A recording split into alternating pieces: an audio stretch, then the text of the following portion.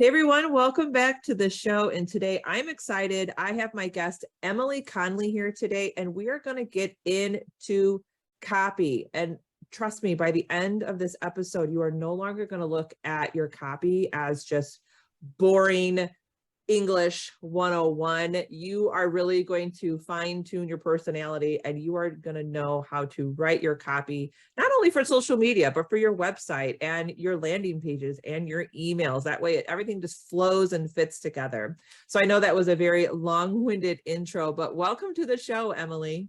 Thank you so much for having me. Also, it sounds amazing. I'm so excited to jump into everything we have to talk about today. I am too. And I think you're very passionate about copy and writing. And I'm very passionate about overall content, but not only that, but making it fun and helping people just kind of put their personality into it. But before we get to my questions, because I'm super excited, tell us a little bit about like your background. How did you get into copywriting? And then who is like your ideal client? Oh, yeah, great questions. Okay, so I'll try to keep this story short. It's a very long, winding path that brought me here, but I'll give you the highlights. So I studied PR and journalism in college. So that was my degree. And so I always wanted to be a writer. I wanted to write, I wanted to work for a newspaper, and I graduated college at the exact time that all newspapers across America basically were like shut down. Like we no longer have full-time staff. So it was a great time. And anyway, I ended up becoming a teacher instead. That was an adventure. And I have done a lot of different jobs. I was a coach at one point, like a student success coach, and kind of went all over the place. And then basically found myself, I had been living in Australia with my husband. We moved to Sydney in 2016 for his job. And I had my daughter there in 2018. And so I had like a 3-month-old baby, and we moved back to the US. So I had this tiny baby. I was a brand new first-time mom, and I had no job. And I was like, what do I do? And I was just kind of like reaching out to friends and saying like, I don't know what I'm doing. I'm looking for something.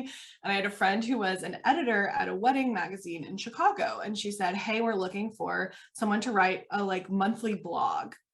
Is that something you'd want to do? And I was like, yeah, I love writing. Like, sure. I don't really know a ton about blogs, but whatever.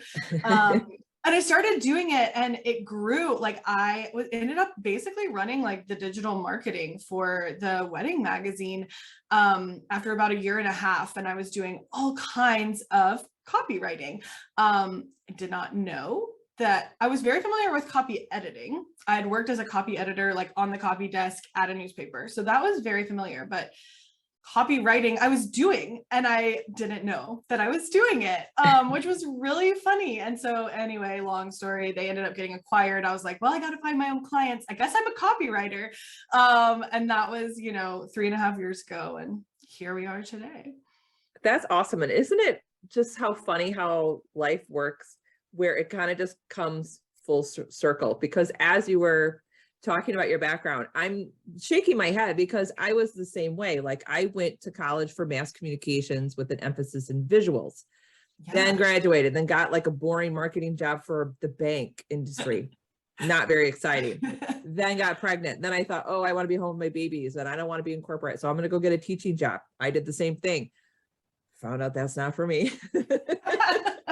I love the kids were fine. It was the parents and all the paperwork and just the administration. Not for me. Full circle, doing what I'm doing now. And I'm going, wow, I'm back to the whole communications, content marketing. So it's just funny how everything just makes a full circle. Yes. Of course, all those experiences really lead you to what you're really good at and what you're passionate about. And you're very passionate about copy. But I think majority of my audience, a lot of people out there, maybe even new listeners, when they think of the word copy, and I'm raising my hand here, it takes me back to my freshman year of grammar 101, parts of speech. Yep. Where do I put my period? Do we double space now between periods in the next, sentence? Like I hear that that's no longer the case. Yeah, we don't do that anymore. I was taught that in high school. That's a rule that you follow. So I want you just to kind of break it down when it comes to copy for our businesses, no matter if we're showing up on social media, our websites, our emails. What is copy? I love this question. And I love this is where you're starting, because I think you're absolutely right. Most of us default to, those terrifying, so I have a master's degree in literature and I'm a giant nerd when it comes to like anything English related. So I was the person who loved like diagramming the most complicated sentence on the board. That was like my favorite thing to do.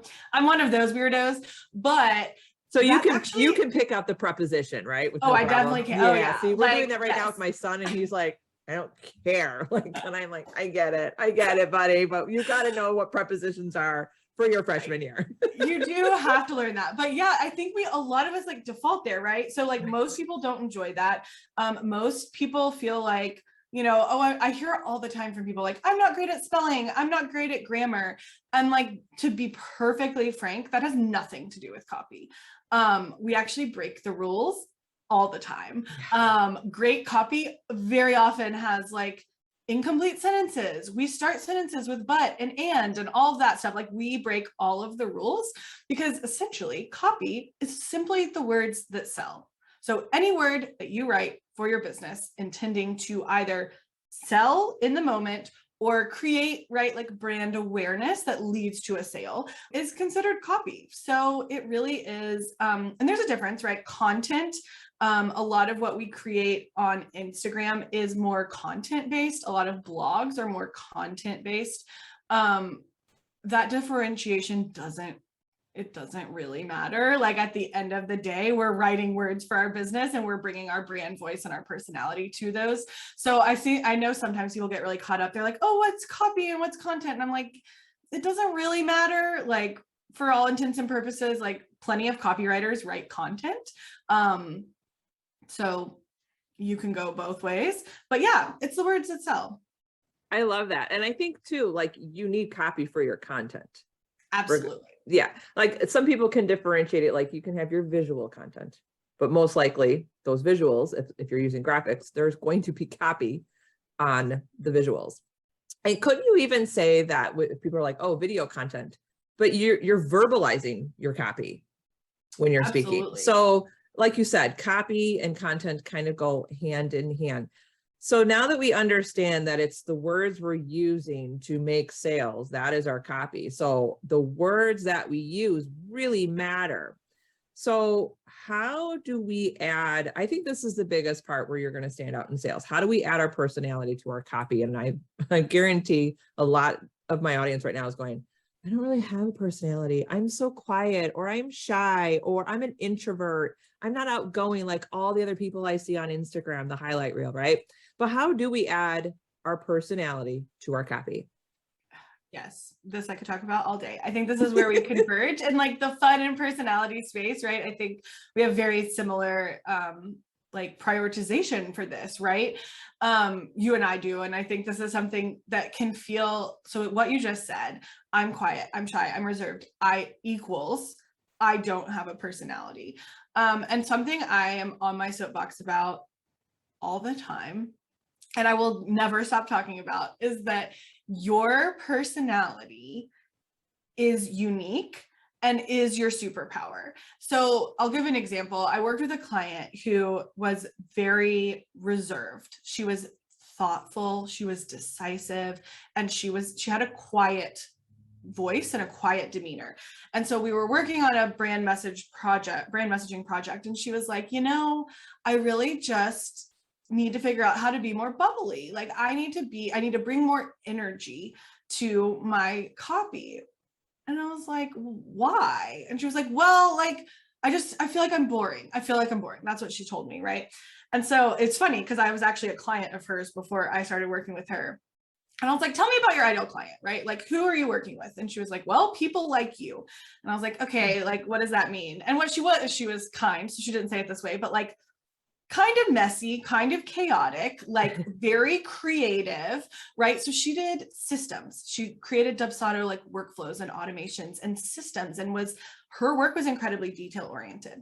And so the conversation I had to have with her was that basically, I'm not looking for someone like me to solve that problem, right? Like if you bring all of this energy and bubbly and like you're over the top, like that's not instilling confidence in me. I am looking, when it comes to systems and automations and detailed things, I worked with you because I was drawn to your like quiet, decisive, like thoughtful demeanor. Like that was very appealing to me, and it made me have more faith in what you were doing. Not that you have, right? There's no one way to show up, but like that's who, and she was drawing in people like me because of who she was. And so she wanted to change the thing that was working best for her. And she didn't realize that. And so then we were able to, right, like kind of walk through that together. And she embraced her, you know, her actual energy and her personality. And I think felt a lot more confident about showing up with that. So there's no right personality. But when we bring it to our copy, there's a lot of really easy ways to do that. GIFs and memes are actually one of my favorite things to do. So you can pick, people sometimes will just like use any one they can find. I actually recommend like putting a little thought into this and picking either characters who reflect your, right, maybe you're like super organized, so you share a lot of like Monica Geller GIFs, like, oh, I'm clean, like, right, like maybe that's the connection. Or maybe it's the sense of humor. For me, like I share a ton of Schitt's Creek GIFs in my emails because my brand voice is like sarcastic and kind of direct, and like the humor matches my brand voice, right? So like those are a perfect fit. So you actually can, like, something as simple as that can really help people connect with you. The main thing is really just, and everyone hates this advice because it's like, how do I do it? But like writing like you talk. Yes. So there's so many places to go with that. But I think one is like getting clear on your core values. So when you know what drives you, when you know, and there's no right, like core values, and you can really only have like, I say you can cap it at 5, and that's being very generous. I think 3 is like a better place to be. All of, right, like you can't have all, like you cannot have a core made up of all of the values out there. So whatever those things are that are most important to you. So if like compassion, that is what drives you. Like my core value, right, is compassion. I need to, in my copy, show that. I need to speak with compassion. I need to make sure that the tone of most of what I'm saying is compassionate and is helping people connect, right? Like I'm building out that feeling that is really important to me based on those core values. So I do think when it comes to personality, I know I've been a little all over the map. This is me showing up in my authentic personality. I do think like rounding it in those core values is the best place to start. Yeah, using GIFs, being conversational, writing to one person. So I always tell people, like, I know it's very common to have like an avatar, right? Like an ideal client avatar, or whatever you call that, which is really helpful. But when you're writing, pick a real person, a real person that you have. And if you have never worked with someone, think of someone that you actually know that you would like to work with. And then once you have had one ideal client, write to that person. So I have an actual person and I use her name often behind the scenes when I'm writing, and I write like I am sitting down right at Starbucks and like having a conversation with her. How would I tell her this? What would I say? What jokes would I make? Like, and it very much takes all of the, I'm talking to 100 people, I'm talking to 1,000 people. That is where we get overwhelmed, right? Like, will they all think this is funny? How do I appeal? And when you try to appeal to everyone, that's when you end up dialing everything back and being super vanilla and generic and taking all personality out of it. Because, right, personalities are like magnetic, but they're also like it goes both ways. You attract and you repel, and that can feel really scary. And so we are like, I don't want to repel anyone, so I'm gonna take all personality out of it.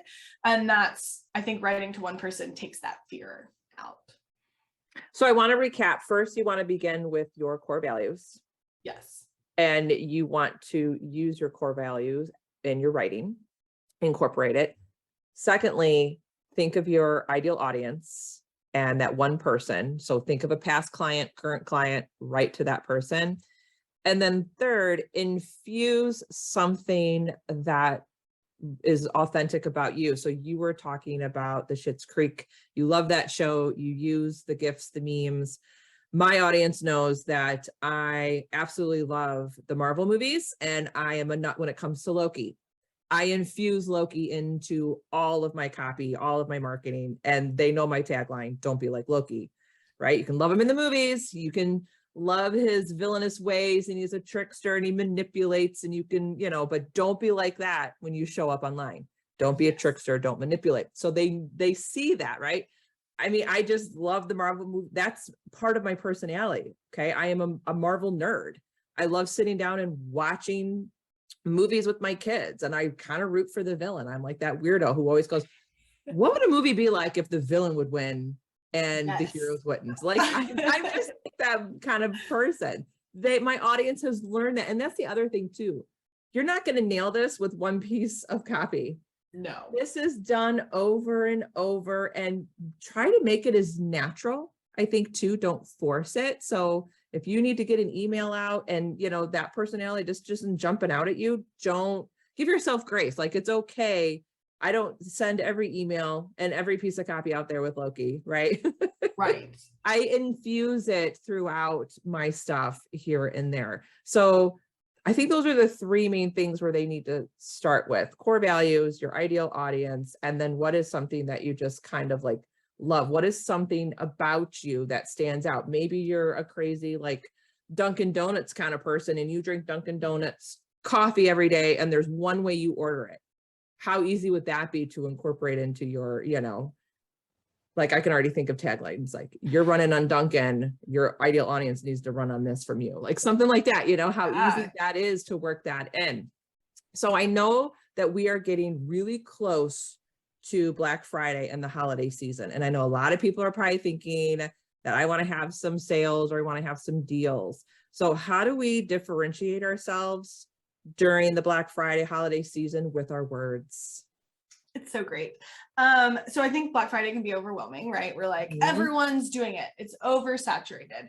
And like, yeah, a lot of people have Black Friday deals. Yes, they can be oversaturated, like not oversaturated. It is saturated. There's a lot of people out there doing it. And like, that means you should be out there doing it too, right? So like, don't let that stop you if you're like, oh, I can't do this, right?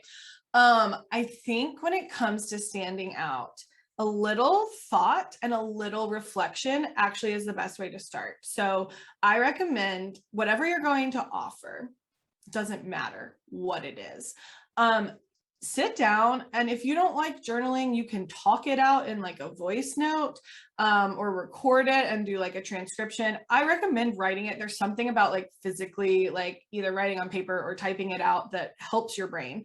But think about these things like, how is my process different than other people's? This is a step a lot of people, everyone's like, oh, my thing's the same, but actually you do one really unique thing, right? Maybe you record like a Loom video to walk people through it at the end, and that's not something most people are doing. Maybe you like have really like great communication throughout. Maybe they get like some bonus resource that you just send. It's like, oh, it's part of it, and you never have talked about that. Think about the process and write down all the ways that like it's unique or special or just matters. So after you think about the process, I think also write down anything you can think of, and this can be hard. We're very hard critics of ourselves, but how are you uniquely suited to do what you're doing? So maybe you're offering a course and you're like, oh my gosh, like 45 people are selling the same course. 10,000 people are selling courses, right? Like it feels really overwhelming. But if you think about it and you're like, oh, actually, I have 15 years of experience, like on the other side of this topic that I'm teaching, and I have a teaching background.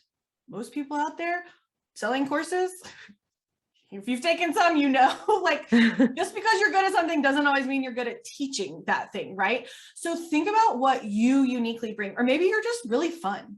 Maybe like you make learning, right? Like that's actually a big selling point for me, is like, I make learning fun. And if you're having a hard time, I will say, if you're having a hard time coming up with how like no, I'm just the same. I'm not doing anything different. Look at your client reviews. Go through and see what your clients who have actually worked with you say, because I know for a fact, like when I look at my reviews, it's like, Emily made this so much fun. We were laughing on the call. It was so easy. It was fun. It was light. Like those are words that my clients use over and over and over again. So if you can't come up with it yourself, go to your clients, let them tell you, and pull out those specific words. And then that's what you're going to highlight. So instead of being like, oh, just another course, right? And here's the things it does, and here's the features, and this is the one thing it'll help you do. Instead of focusing on that, focus on how it's different and how you make it different, right? Find the words from your clients, from yourself, whatever it is, and focus on that, because then you're going to stand out.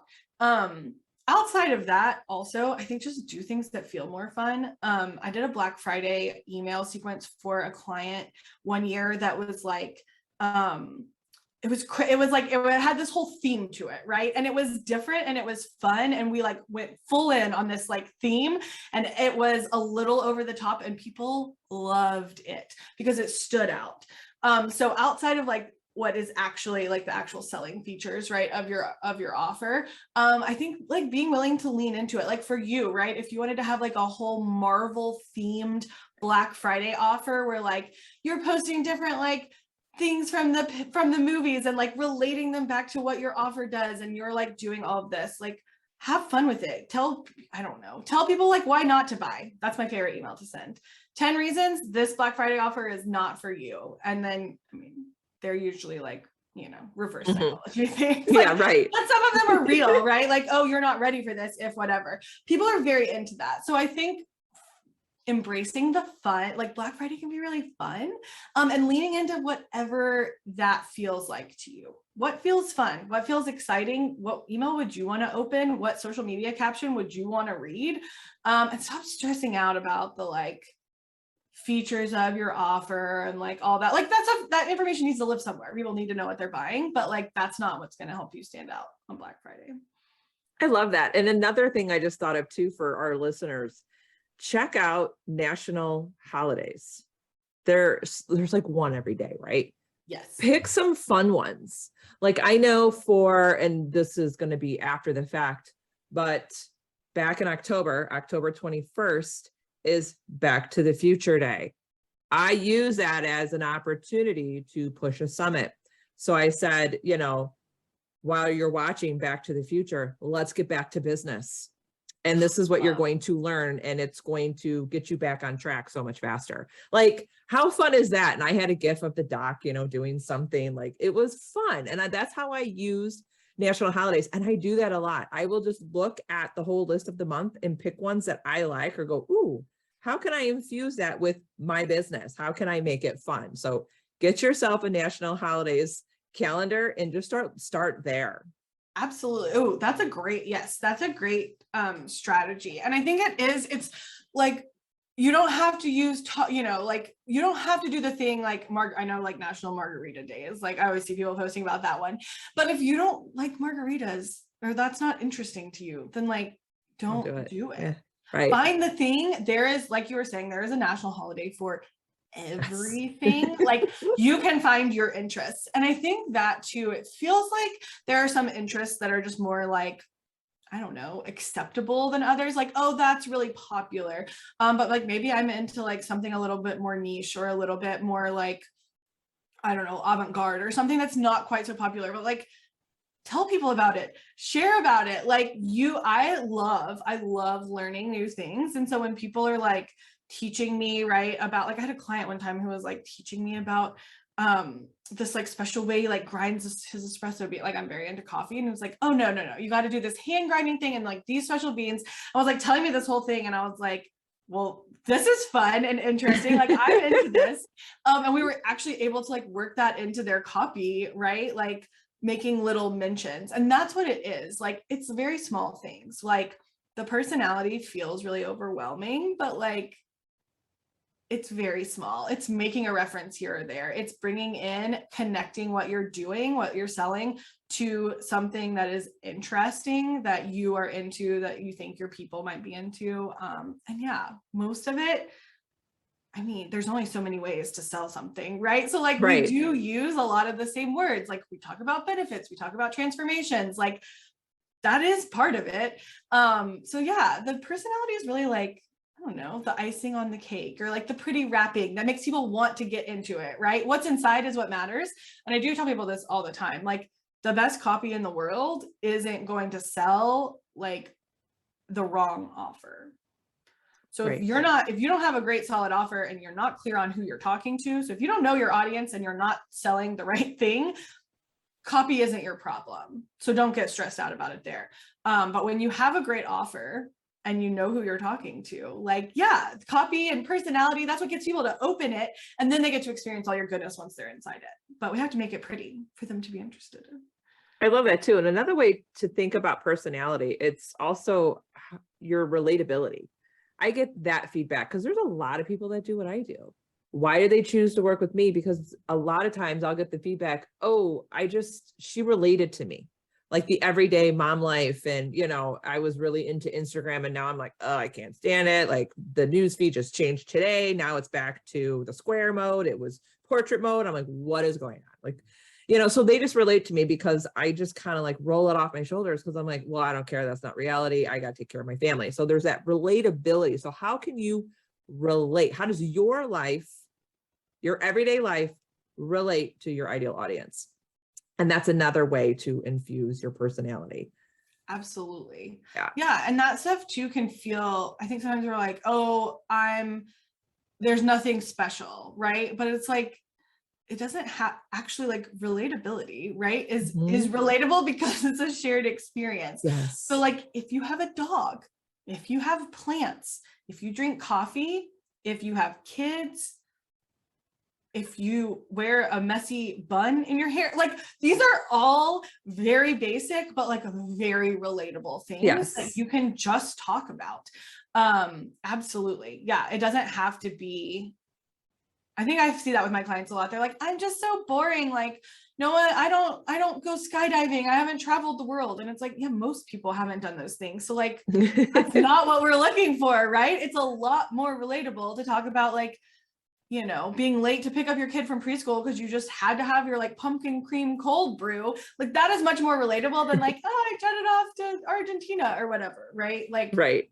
Yeah. So it doesn't have to be fancy. It does not have to be fancy, and it does not need to be impressive or perfect. I think a lot of times, right, we want to have this very polished, perfect, like there's even that curated messiness that's really popular on Instagram where it's like, oh, I'm a hot mess, but really you have like a full face of makeup and like a perfectly like arranged messy desk where you're like, wait, what? My messy desk does not look like that, right?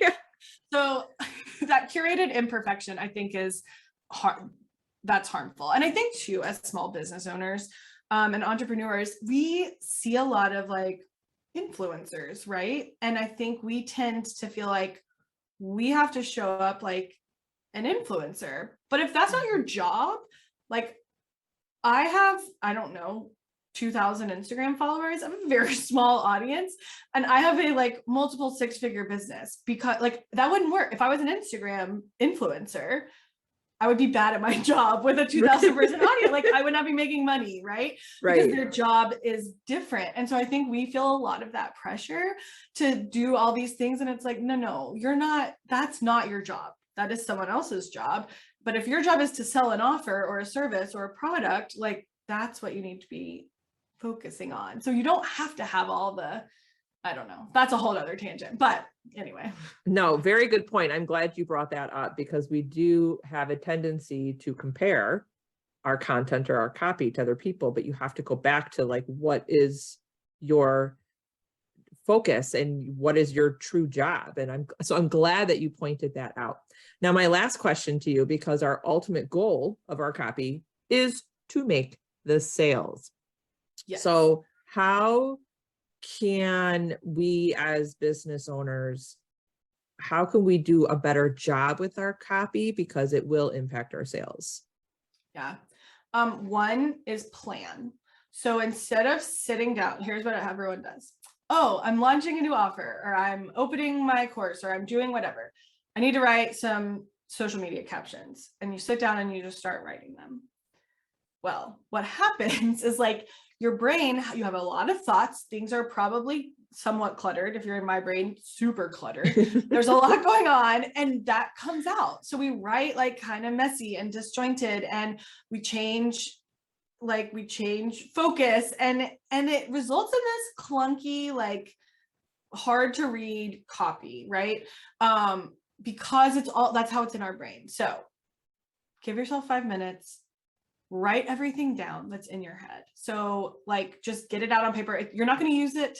No one's going to see it. You're not going to get a grade on it. Like, stream of conscious, just put everything down that you're thinking, and then just put that aside. Like, I have a whole notebook. I just write it in, and then I just turn the page and I never look at it. Like, it just gets it out.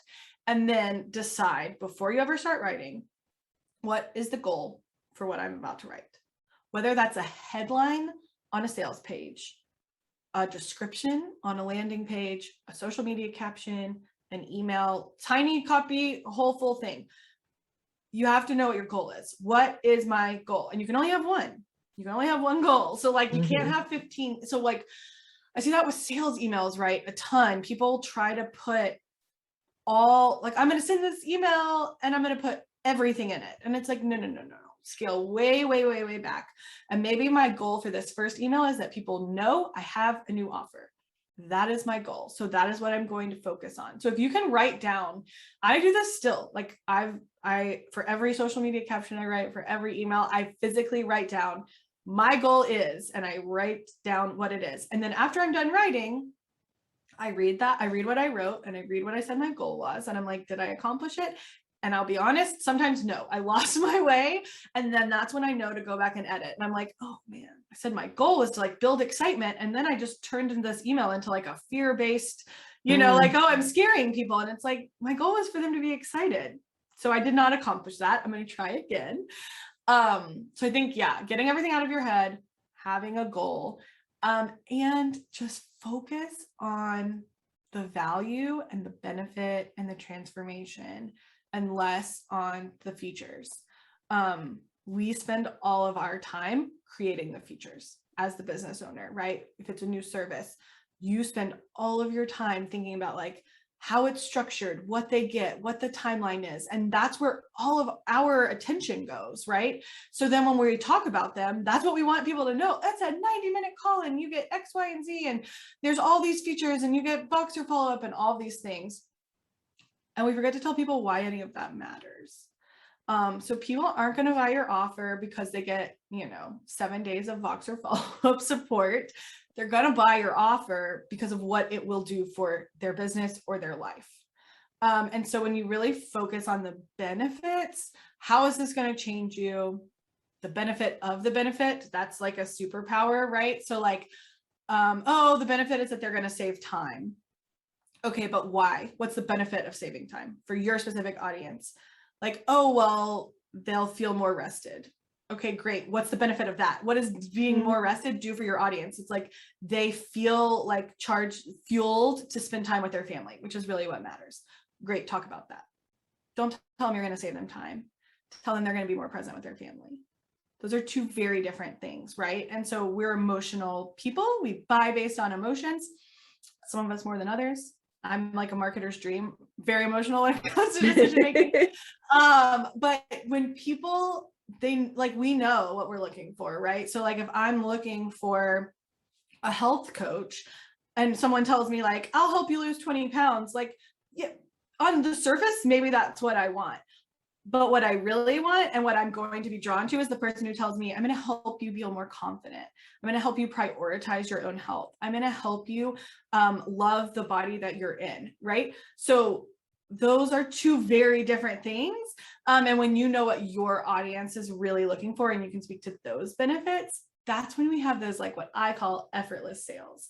it's not that you're not putting effort into it. That's a lie. All sales takes a lot of effort, but the effort is in the research and the copy and putting it all together and the promotion and like, right, like the content marketing. That's the effort. The effort isn't in making the sale, because when the person reads and they see this is exactly what I'm looking for, that's pretty much a no-brainer. They're like, yeah, sign me up. That's awesome. That was such a great explanation of it. And I know for sure that my audience is definitely going to want to learn more from you. And I know you have the 3 essential copywriting skills, correct? So I know my audience definitely are going to want to download that. So where can they find you and find your work? Yeah, so I'm on Instagram at Emily Writes Well. I'm pretty active in stories. I'm working with a marketing director, so I'm better at showing up just in general, which is really exciting. And then so that's my Instagram, and then my website is emilywriteswell.com. I love a good freebie. I have a lot of them. So if you're like looking for free resources, that's the place. On my website, I have a digital copy shop that is all like very low ticket, accessible, really awesome, value packed, like DIY copy things. So if you're not in the market or you're not looking to work with a copywriter, and you want to learn the skill yourself, or you want to just like get enough help to be able to do something, I've got sales pages, emails, website, copy, all of that covered, with some really fun, digital products. But that's where I am. I'm mostly on Instagram, and then also in my email. So if you want to download the it's like a fun 30-minute training, the 3 essential copy skills. So you actually like learn them. People are always like, just tell people the what, don't tell them the how. And I'm like, I'm a rebel. I break all the rules. Like I'm literally telling you how to do things. And that if you sign up for that, you'll be part of my email community. And that's probably where I spend that's where I share my best tips. Awesome. Thank you. And I will make sure that everything is in the show notes. And this conversation today had a plethora of golden nuggets. So I'm really excited for my audience to dig in. So thank you again, Emily, for being on the show. Oh my gosh, thanks for having me.